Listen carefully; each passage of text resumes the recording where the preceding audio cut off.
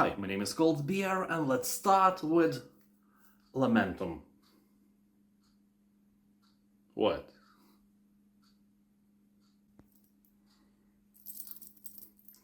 Lamentum. You will find an intriguing story with the best tropes of Bram Stoker and H.P. Lovecraft implemented. I won't spoil you the plot though, all I can say that this is an example of a game that doesn't hold your hand or penis. Here you can combine things to make new things. Sadly, only those things that are meant to be combined can be conjoined together. For example, you can't combine a tooth with a coin or a pineapple with potato salad because that is a blasphemy!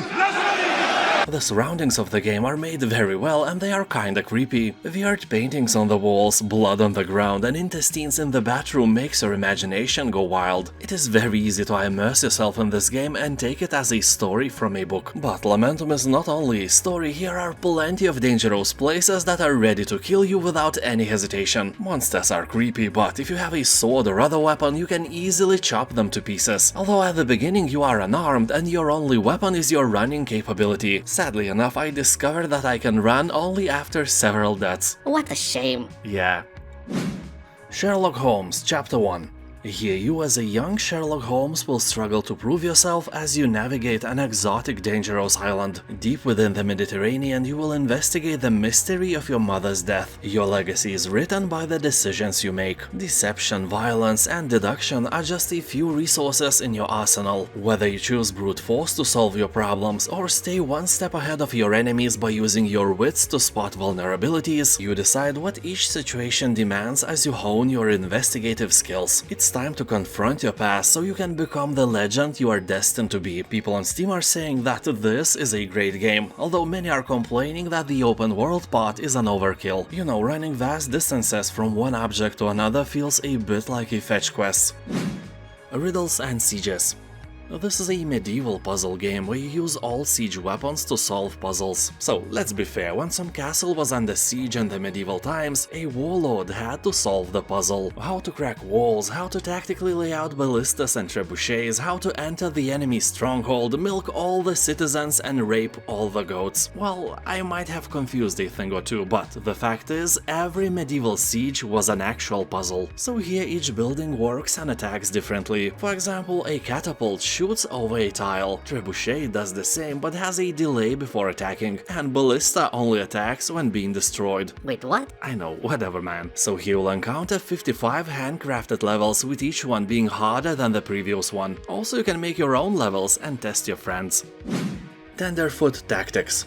You either love this art style or you hate it. I don't think there is something in between. It's not legs, you know. So here you will explore the land in real time by just running around, and you will be fighting your enemies in traditional turn-based combat. As a powerful wizard, you will manipulate the elements to turn the battlefield to your advantage. But beware the consequences, as nature is complex and unforgiving. Open chasms, raise mountains, boil lakes, drain rivers, and start fires you later regret. The world here is open and vast. You will unearth ancient ruins, discover strange artifacts and meet new friends, imaginary, like in real life. Also explore the reaches of the archipelago by boat, or take to the skies as a bird to survey the landscape and plan the best route forward. The game has amazing vibes, awesome soundtrack, and each class is so unique that not one other is too similar in any way. This is a true work of art and maybe the game you were looking for.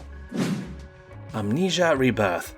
I admit that I am a and I have never played the game. I watched Markiplier playing it and it was quite a fun experience. It has all the creepy vibes previous Amnesia games had, but it is a bit less scary. I was expecting, you know, the level of horror we all felt in the first Amnesia: The Dark Descent, but Rebirth is only about 30% of that. The good thing is that if you are like me, you can probably play the game without having a heart attack. But the bad thing, at least for me, was that this time you are a pregnant woman. That sounds kinda sexistic, but let me explain, it's actually not. I just can't immerse myself in the role of a pregnant woman. I lack empathy, and if you are a man, there is a big chance that you can't do that as well. You know, I don't care about her baby, so that creepiness level is way lower for men who are playing the game and probably way higher for female players, especially pregnant ones, although I really doubt that they are the target audience though, as someone in the comments said that Rebirth is the true definition of not great or terrible. Despite that, it is a really beautiful game with a great story, environments, weapons and some spooky stuff in general, and this price is just about right to get your filthy fingers on it.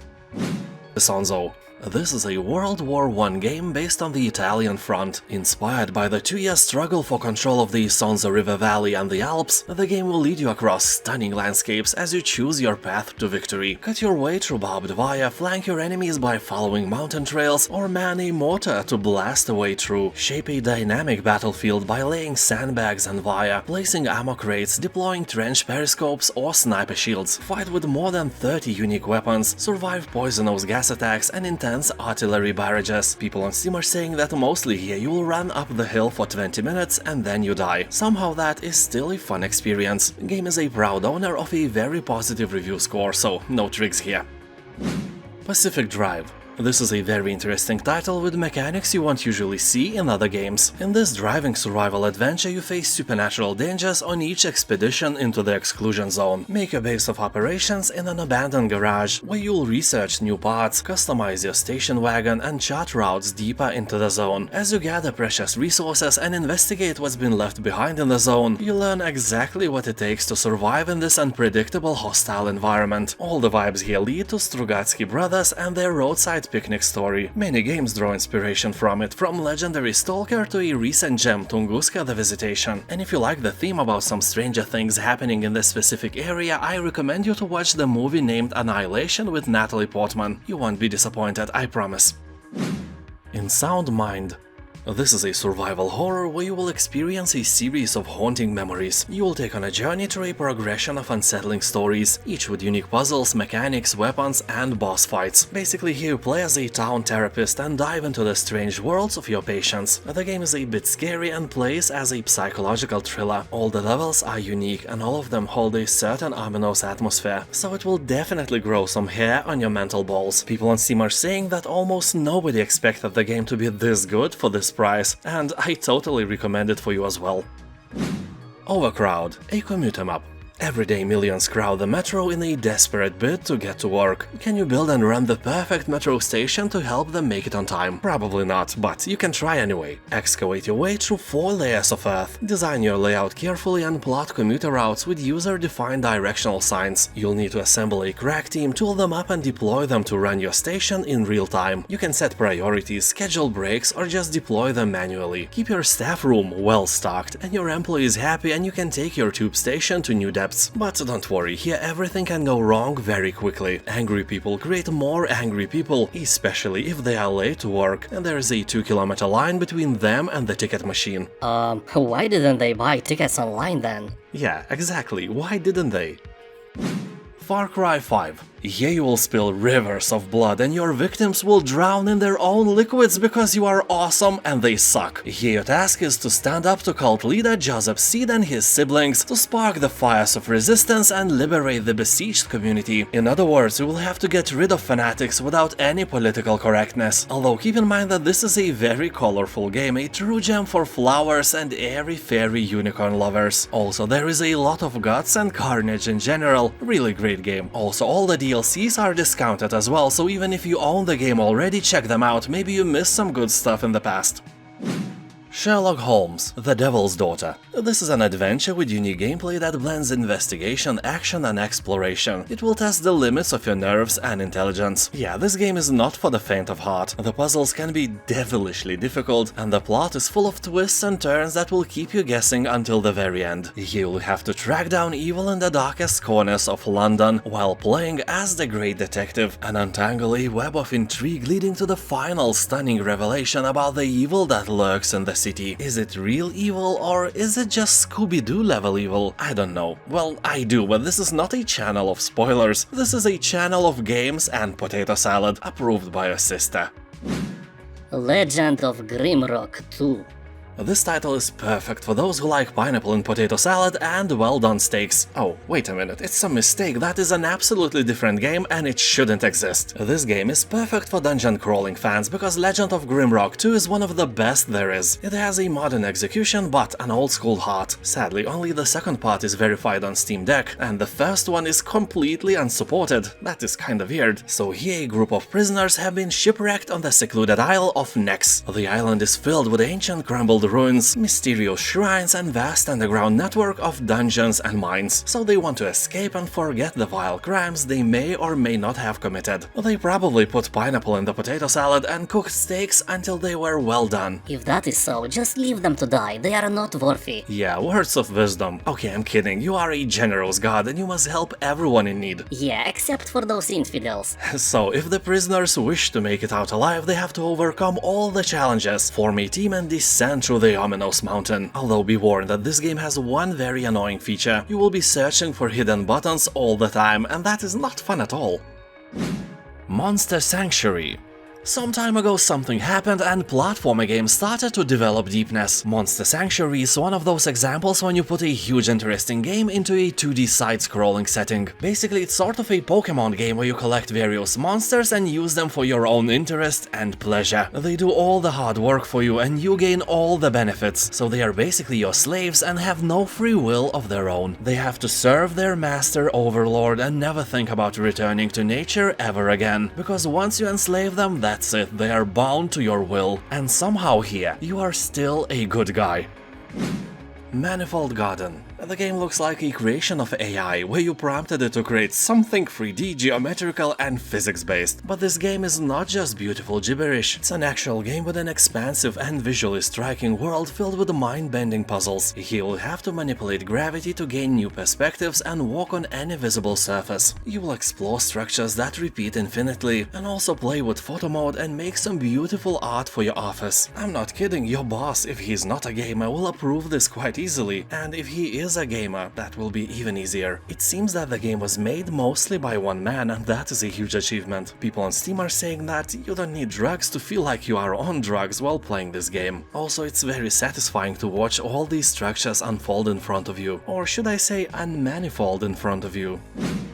Owlboy. I don't know who had an affair with the owl from Winnie the Pooh, but the Owlboy is obviously the result of this forbidden love. Well, they have covered this story with some other one in the game, but we all know the truth. So if you were ever thinking, what if classic pixel art platformer games were made today, Owlboy is probably one of the best examples of that. Gameplay is really fun and it has a heart-touching story and characters. And to be honest, it's probably an amazing game to play on your Steam Deck. Game has close to 90% of positive reviews, so it's fair to say that this is a good game and this price is kinda nice as well. Amnesia: The Dark Descent. This is a first-person survival horror game about immersion, discovery and living through a nightmare, an experience that will chill you to the very core. You wake up without much memories and stumble through a narrow corridors as the distant cry is heard. It is getting closer, and you somehow are pretty much sure that there are no actual babies in this castle. You don't know what will you encounter here, but the fact is that the castle is huge and you are not alone. And you have no weapon, you can only hide in the darkness. Funny thing is that the darkness makes you mad, and the light attracts nightmares. This is an absolute lose-lose situation. So in general, if you ever wanted to be an actual protagonist in any Lovecraftian story, Amnesia will do everything it can to make you actually feel the dread. It will make your palms sweaty and the hair on your back will stand up. The game endorses the Lovecraftian trope of madness as you travel deeper and deeper down the cellars and dungeons of an ancient castle. What will you find deep down below? Nothing very nice, I promise. The game is an absolute gem with overwhelmingly positive reviews on Steam. Endzone: A World Apart. A group of terrorists blew up nuclear power plants around the globe and plunged the world into chaos. Only a few were able to escape into underground facilities called the Endzones. Well, in the real world, if that happened, it would suck, but it wouldn't be a civilization-ending event. Anyway, this is a game. 150 years later, mankind returns to the surface and, surprise, surprise, under your command. So, poor humanity is doomed. I'm sorry, no offense. Okay, a little offense. Here, in an extremely hostile environment full of radioactivity, contaminated rain and vicious climate change, you will have to prove your worth as a leader. Good luck with that. So you will have to build a settlement, gather and refine resources, send expeditions to forgotten places, and much more. People on Steam are talking that the game is really fun if you like city builders, but it has complex UI system and the lore part is really weak. Also, the game is really hard. Anyway, 77% of players who try the Endzone are recommending this game for you.